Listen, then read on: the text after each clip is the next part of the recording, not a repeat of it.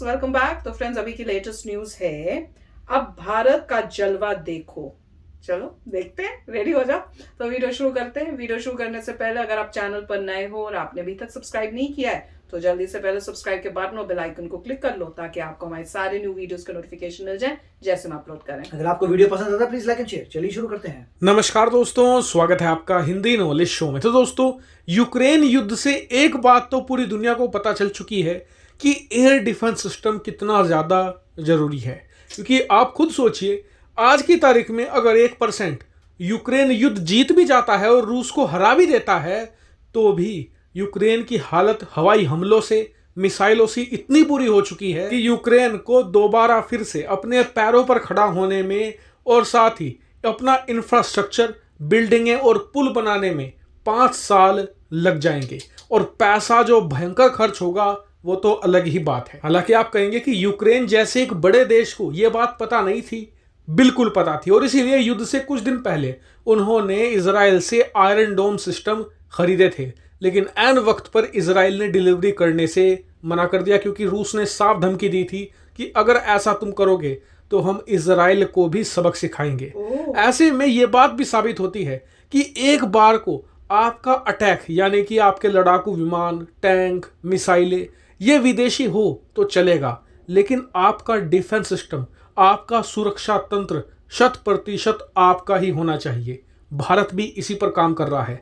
भले ही भारत के पास S-400 जैसा एक बेहतरीन एयर डिफेंस सिस्टम अब मौजूद है, लेकिन भारत S-400 को भी बीट करने की तैयारी कर रहा है। और इसी को लेकर आज एक बड़ी खबर आई है। दरअसल भारत पिछले कई सालों से S-400 जैसा ही खुद का एक स्वदेशी एयर डिफेंस सिस्टम तैयार कर रहा था, जिसका नाम है E-RADS। दरअसल पहले इसे XRSAM के नाम से जानते थे, क्योंकि इसमें एक लॉन्चर हुआ करता था XRSAM। लेकिन अब इसमें एक और लॉन्चर ऐड कर दिया गया है जिसका नाम है ERSAM, और इसीलिए ERSAM प्लस XRSAM को मिलाकर अब इसका नाम हो गया है E-RADS, जिसका फुल फॉर्म है extra range air defence system. और आपको बता दूं कि कई मामलों में तो ये S-400 को बीट कर देगा और बहुत सारे मामलों में S-400 को टक्कर देगा। जैसे कि इसकी रेंज, S-400 की रेंज है करीबन 400 किलोमीटर।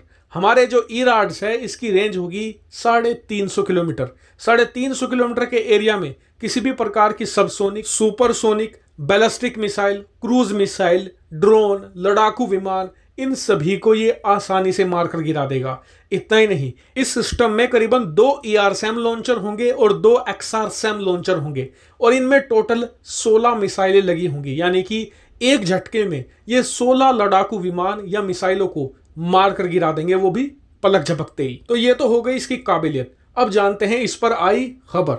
तो खबर बहुत अच्छी है। खबर यह है कि भारत ने फाइनली इस मिसाइल सिस्टम की फैब्रिकेशन को शुरू कर दिया है, और बहुत ही जल्द फैब्रिकेशन को कंप्लीट कर लिया जाएगा। उसके बाद इसके ट्रायल और टेस्ट शुरू कर दिए जाएंगे, और बहुत ही जल्द, कुछ महीनों के अंदर टेस्ट कंप्लीट होने के बाद जब सब कुछ सक्सेसफुल हो जाएगा, इसे भारतीय सेना को इस्तेमाल के लिए दे दिया जाएगा। और भारत इसे बहुत ही बड़े लेवल पर इस्तेमाल करेगा, क्योंकि ये एक मोबाइल डिफेंस सिस्टम है। आप इसे एक जगह से दूसरी जगह बड़ी आसानी से ले जा सकते हैं। ऐसे में दुश्मन को चकमा देने में भी ये बहुत ही आगे की चीज साबित होगा। हालांकि भारत की स्वदेशीकरण पर आपका क्या व्यू पॉइंट है, कमेंट करके जरूर बताएगा। फिलहाल इस वीडियो में इतना ही। Thank you very much for watching. तो फ्रेंड्स, ये तो बड़ी कमाल की न्यूज है। मुझे तो पता ही नहीं था कि ऐसा कुछ भी बन रहा है जो S-400 को भी जो है बीट कर देगा, और वो इंडिया बना रहा है। और कह रहे हैं कि अब जल्दी हो जाना चाहिए। मैं तो होप कर रही हूँ कि इसी साल के अंदर अंदर हो जाए, क्योंकि ये तो कह रहे हैं जल्दी, कुछ महीनों में। तो आई होप कि इसी साल के अंदर उसकी टेस्टिंग हो जाए और वो सक्सेसफुल हो जाए, और जो है अपनी मिलिट्री के अंदर उसको यूज करना शुरू कर दे। कमाल ही हो जाएगी और बहुत इंपॉर्टेंट है। वही तो देख रही हूँ। अच्छा, मुझे ये भी नहीं पता था कि इजराइल जो है वो हेल्प करने की कोशिश कर रहा था, तो रशिया ने बोल दिया कि अगर तुमने भेजा हो तो फिर भाई हम तुम भी हमारे साथ, इसका मतलब वॉर में हो, हम तुम पे भी अटैक कर देंगे। ये बात मुझे भी नहीं पता थी।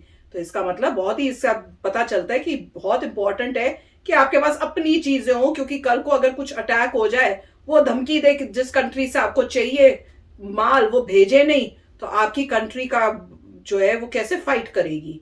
तो अपना खुद डिपेंडेंट रहो। आज की दुनिया में कोई दूसरी कंट्री आपके पास नहीं आएगी आपकी हेल्प करने, जब इस टाइप की धमकी उनको खुद को भी पड़ रही होगी। वो तो आज इस बारी दिख ही गया है। पर this is a fantastic news यार, बिलीव ही नहीं हुआ मुझे S-400 को बीट कर देंगे, मजा ही आ गया। नहीं, काफी अच्छी बात है। देखिए, कमाल है। पहले तो ये पता लग रहा है कि जिसके पास मैक्सिमम न्यूक्लियर वॉरहेड्स हैं वो कैसे औरों पे प्रेशर कर सकता है, वो रशिया है। जो भी कुछ भी हेल्प करने की कोशिश करे उसको बोल रहा है मैं तेरे को देख लूंगा, मैं इसको देख लूंगा।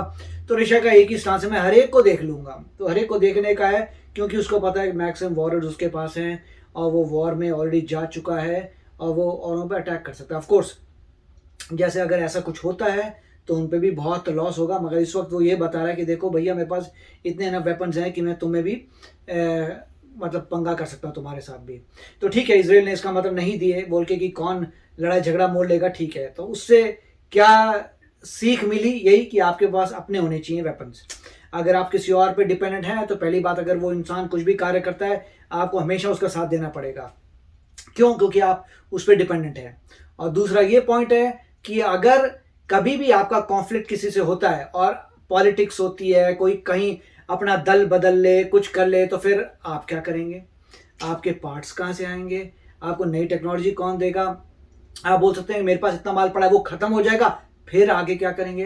तो आंसर तो वही है, आपको अपने वेपन चाहिए जो आप खुद मास प्रोड्यूस कर सकें और उनसे फाइट कर सके, चाहे थोड़े से इंफीरियर हो मगर फिर भी बेटर है, क्योंकि आपके पास इतने वेपन्स होंगे कि आप खुद बम प्रोड्यूस कर सकते हैं और दूसरे को उड़ा सकते हैं। अगर दूसरा वाला बाहर से ले रहा है तो कब तक खरीदेगा? तो अच्छी बात है, ये बहुत अच्छा पता लगा कि S-400 के इक्वल जो है या उससे बेटर हम लोगों का आने वाला है। तो वो बहुत अच्छी बात होगी। और मेरे ख्याल से फिर S-400 लिया होगा बीच में कुछ गैप में कि चाइना से जब टेंशन बढ़ गई थी, तो ये होगा कि अभी हमारे पास कुछ नहीं है मगर चाइना से काउंटर करने के लिए कुछ समय के लिए खरीद लेते हैं, उसके बाद हमारा अपना रेडी हो जाएगा। जैसे कहते हैं फैब्रिकेशन का मतलब मैन्युफैक्चरिंग शुरू हो जाएगी, मैन्युफैक्चरिंग होगी, ट्रायल्स होंगे, बट कॉन्सेप्चुअल बन गया है। Very nice. कि मैन्युफैक्चर करने से पहले आपको एक प्रोटोटाइप बनाना पड़ता है, प्रोटोटाइप को चेक करना पड़ता है कि चल रहा है, फिर आप कहते हैं मैं मास प्रोडक्शन शुरू करूंगा, या कह सकते चलिए मैं मेन प्रोडक्शन शुरू करूंगा, फिर टेस्टिंग होगी। मास प्रोडक्शन नहीं, मास प्रोडक्शन तो बाद में आता है, मगर अभी प्रोटोटाइप उन्होंने कर लिया, अब वो थोड़े प्रोड्यूस करेंगे और टेस्टिंग करेंगे, रिफाइन करेंगे। इसका मतलब है कि काफी क्लोज है, कुछ सालों में मेरे ख्याल से आ जाना चाहिए। तो सालों से कि महीनों में? महीनों में तो नहीं होता मगर कुछ सालों में हमारा आ जाएगा, और तभी S-400 ले रखा है, उतने समय के लिए वो होगा। मगर आप ये देख सकते हैं कि 10 साल बाद सिचुएशन काफी चेंज हो जाएगी इंडिया की। वो तो है। और देखना हम लोग बेचेंगे, जैसे इतने महंगे महंगे S-400 हम खरीद रहे थे, हमसे अब लोग लेंगे और हम बेचेंगे, और उस समय कितना फायदा होगा सोचो, मजा ही आ जाएगा। मैं तो उस टाइम का वेट कर रही हूँ। तो चलो फ्रेंड्स, चलते हैं, मिलेंगे नेक्स्ट वीडियो में बहुत ही जल्द। Till then take care and bye bye. तो अगर आप मेरे इस चैनल पे नए हो तो जल्दी से सब्सक्राइब के बटन को हिट करो और बेल आइकन को क्लिक करो, ताकि आपको मेरा जब नया वीडियो मैं लगाऊं आपको उसके बारे में जल्दी से पता चल जाए।